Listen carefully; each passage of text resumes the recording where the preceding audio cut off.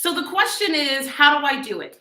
Whether you are saying to yourself, man, I just need to make more money, or you're saying to yourself, I absolutely need to change the status of where we are or where we've been. Let me tell you this, it's all inside of your control. One of the greatest things about witches and why I love this moment is because witches have had a unique way throughout history of changing the paradigm around the city that they lived in, the region that they lived in, the country that they were in. It was thought to be that anybody who did anything that was outside of the normal was what had to be some type of sorceress or witch, or it had to be evil. But that's just not the case.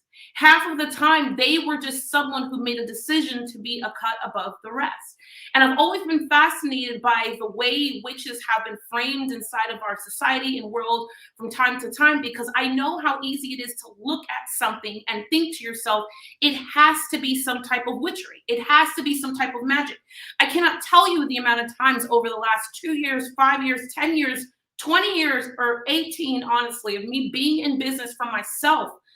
I've had someone say, oh, well, Tiffany, you couldn't have had those results because it had to be some type of, what are you guys doing over there? It has to be some type of witchcraft. It has to be some type of dot, dot, dot. There must be some mystery to it. No, there's not.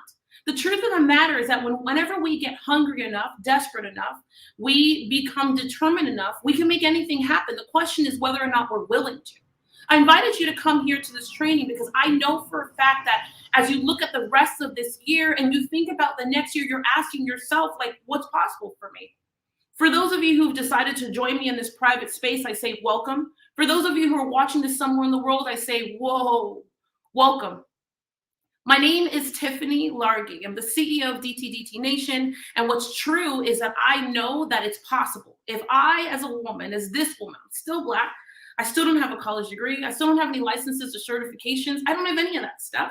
And right now, I'm using nothing more than the tools that I have access to right around me to communicate and to teach. The name of the game is how willing are you and how much are you teaching? I could look all types of places for people to validate my story and my knowledge and my experience. And yes, that stuff is very valid. But the truth of the matter is that the name of the game starts with me. The purpose, my intent for this is to give you this framework because it's not magic. It's process, sure. It's strategy, sure. No, it's a decision to be a cut above the rest. Why would you want to be average, or why would you want to be like everybody else if I know, if we know that you have the ability, not the ability, but the knowledge and the skills and the insight to be a cut above the rest? Really quickly, regardless of where you're watching this, I'm going to ask you to put the words cut above the rest. There's nothing inside of normal. There's nothing inside of average. There's nothing inside of being like our competitors or our peers. There is only you. I made a decision years and years ago that I could not conform to the messages and the ideas of the people who were around me. I could not conform to the ideas of what was norm. I'm from Miami, Florida. Everybody in Miami wants to hustle, and they just want to hustle a little bit of dollars, and then they hustle a little bit more dollars, and then they're satisfied. They have a Mercedes outside, they live in a 4,000 square foot house, and then they're satisfied. On the weekends, they do nothing-ish but party and hang out. Then every once in a while, we go to a birthday party for a 2-year-old, and there's 200 Heinekens and 4 coolers. And yes, life is good. But life is good because it's like everyone else's. And the truth of the matter is that, is it really good? Or is there an idea that it's good because we don't actually acknowledge the more? What if you allowed yourself just for a moment to look at the rest of this year? I mean, right now, people, we have like 60 days left. We have time left. And so much can happen with that time if we allow ourselves. The question, the name of the game is, are we going to make a decision, or are we going to stay average? 17 years ago, 18 years ago, I made a decision that I could no longer live in Miami, Florida. I couldn't live here in Miami, Florida. And in a moment, I'm going to break down these pieces, but I want you to sit inside of what I'm going to say first, because it's so important that for me to you understand that, like, step number one is here. I was putting Jada Mai to bed hungry. I was not even stealing from Peter to pay Paul. I was robbing Peter to pay Paul. I was constantly frustrated, constantly angry. And if I wasn't angry, I was sad. Their dad was nowhere to be found. I didn't have any degrees or licenses or certification. And I just got fed up. Everybody around me was telling me that if I go and do this thing over here, then I'd be enough. All I could think to myself is, man, can't I just be enough right now? Can't this version of Tiffany be enough? Can't I be enough as I am? The truth of the matter is that me making a decision that not only were the people around me just not going to cut it, though, if not only the people around me, they weren't only not going to cut it, but they didn't have what I need. Man, oh man, oh man. Removing myself from the environment, making a decision to figure out what was happening over here, and then owning my own value came first. Making a decision to own my own story came second. Making a decision to tell my story came third. Making a decision to distribute my story came fourth. Over the last 17 years, I've had the luxury of building a handful of multiple six-figure businesses, and then I went on to build a multiple seven-figure business, where my business partners were Xerox Corporation and Hewlett-Packard. Like, hello, like, that's so nuts to me still. When I sold my company back in 2015, I had no idea that I needed to teach, or that I was going to teach, but I did know one thing. I saw a problem in an industry that I knew I had to solve. Step number one, the clarity of your problem. So I'm going to get into some tactics in a bit, but for those of you who are streaming this, because this is going to come to an end really soon, and somewhere around you is a link for you to join us or connect with us, or a question as to why you didn't register. I said I was only going to let a few people in, but somehow I managed to get another 10, 15, and here we are. What's true, though, is that me making a decision to distribute my story is one thing. But when I sold my company, all I knew is that I saw a problem, and I didn't know that I was going to be part of the solution, but I did know that someone needed to solve it. The clarity of the problem that you see in the market, like the clearer you can see problem, and the problem, is not only the more money you make, the more you can charge for it, the clearer you are to the market that you need to be the person that they seek after, or reach after, or rush after, or whatever it might be. And more importantly, you have to be the one that makes a decision to say, well, listen, there is nobody else to help you. Regardless of where your financial status is right now, and regardless of what does or does not look right, you might be right now suffering from heartbreak. Maybe someone broke your heart.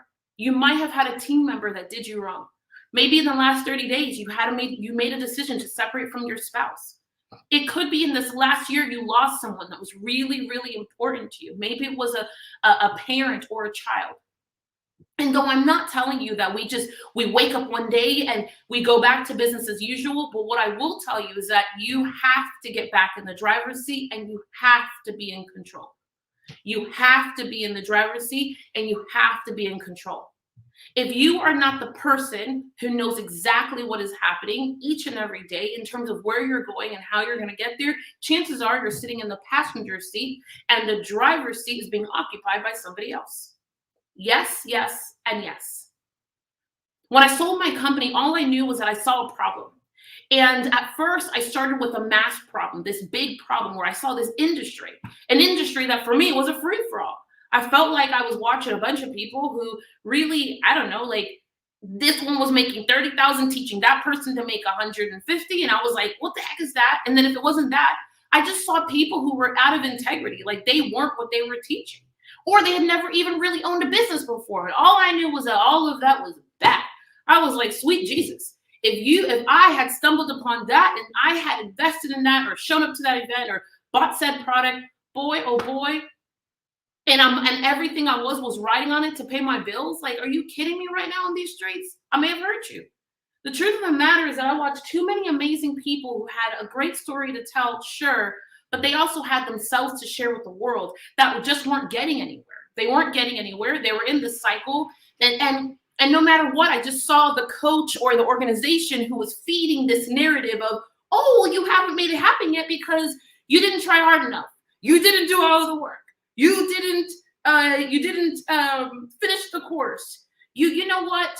You need to come back again. And I watched Eastern medicine versus Western medicine. Anyone know what I'm talking about? Can I get an amen? Like, if you know what I'm talking about in these streets, if I haven't said something absolutely crazy, if you know what I'm talking about, I'm asking you a simple amen. I'm drinking coffee. And I just saw these people. And yeah, they were nice people. But the truth of the matter is we had people's dreams at stakes. We had people's dreams, ideas, their children at heart. Everything I was wrapped up in my ability to start a business. Everything I was wrapped up in my ability to grow my business, for sure, but just to make some money. I want to be clear. This is all about, let me just make some money. This is not about, let us build a company of a lifetime. Because I'm telling you, for some of you in this room, a $10,000 in the next 30 days will change your world. $20,000 will change your world. Some of you might be at a different point and you're like, man, if I can figure out how to nail another 150 by the end of this year, then you'd be off to the moon. I'm here for all of it. Now, inside of this decision, I saw a problem. Right now, I want to know, can you clearly identify the problem that you're solving, and can you do it in one sentence? The problem that you're solving changes everything. And it really builds upon the more complex the problem. Stay with me. So there's simple problems, low ticket, complex problems, high ticket. Simple problems, low ticket, complex problems, high ticket. In our company, I started with low ticket. Okay, I started with this concept in my mind. But the truth of the matter is that I said, you know, the general practitioner, they solve low ticket problems, or they solve simple problems over and over and over again. This is my perspective. But the fastest way to cash is for the expert to take center stage and the expert to identify a complex problem that can be solved simply with one product over a period of time. Everybody hear what I just said? One product over a period of time. One product over a period of time. Too often we have these amazing things and we're like, oh, well, you know what? I have these problems and I see these problems and I'm going to do a little bit of this and that. Well, the truth of the matter is that you can solve the one problem, but you break it up into pieces. Now, I'm going to get into the tactic and strategy and nuts and bolts of this thing because I've got something crazy to show you. This witch, guess what I have? This witch has things. But first and foremost, you know what she's got? She's got a pumpkin. And she's got another pumpkin. Holy Mother of Johnson. And would you believe that this witch has a third pumpkin? Now, no, this witch doesn't have candy.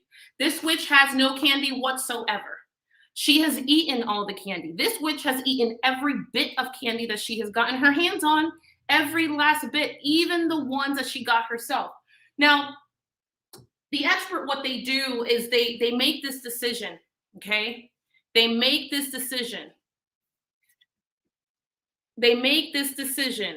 Connie, you cannot put all of that in the chat. We're going to put you out.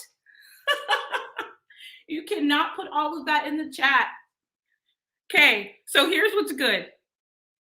I am so excited about the next 30 minutes of me teaching the actual nuts and bolts of getting to this piece, right? And I'm going to use Connie as an example because this is a great example of how to repel the market. We can bring the market closer if we connect. Oh, I wasn't going to teach this, but here we're going to go into it because I'm going to show you how to build an offer. I'm going to show you how to solve a complex problem. That's what this entire thing is about. And more importantly, I'm going to show you how business is not magic. Business is nothing more than a decision, consistency, and being a cut above the rest. And it's also about being the best, not because you're comparing yourself to other people, but because you make a decision that you're the best. Whatever you're willing to tell the market that you're worth, I guarantee you every dollar, every fiber in my body that someone will pay it. But it's not because they can pay it because you're going to price gouge them. It's you're going to pay it because you're worth it and because you're going to help them solve a problem that's going to amount to 10 times fold in their world. And that's really the most important thing. Be clear that yesterday I probably saw, I don't know, 2 or 3 Bentleys, maybe 4 or 5, like 2 or 3 Bentleys, 4 or 5 McLarens, and that were brand new. And we're in the middle of a pandemic. Like, or we're in the middle of what people believe is people don't have money. There's no dollars going around. No, people do have money. And they're still buying the product and services. But the question is, are you creating the value and do you have the right offer? Because if you don't have the right offer, then they can't buy it. If I don't have the right offer, they can't buy it. If I don't have the right offer, they can't buy it. If I don't have the right offer, they can't buy it. If I don't have the right thing, they can't buy it. If I don't have the right offer, really quickly, I'm going to ask you to indulge me wherever you're watching this from. As I get off of Somewhere Stream, I'm sure that there is a link there wherever you are watching this from called strappedhustle.com. That is true to the DTD community who made sure that that was the direction that we gave everyone. Strapped Hustle. All right, so I've got all types of cool things here with me, and I am going to go. So I love you on for those of you who are watching this streamed, and for everyone who's in this private place, I say hang tight.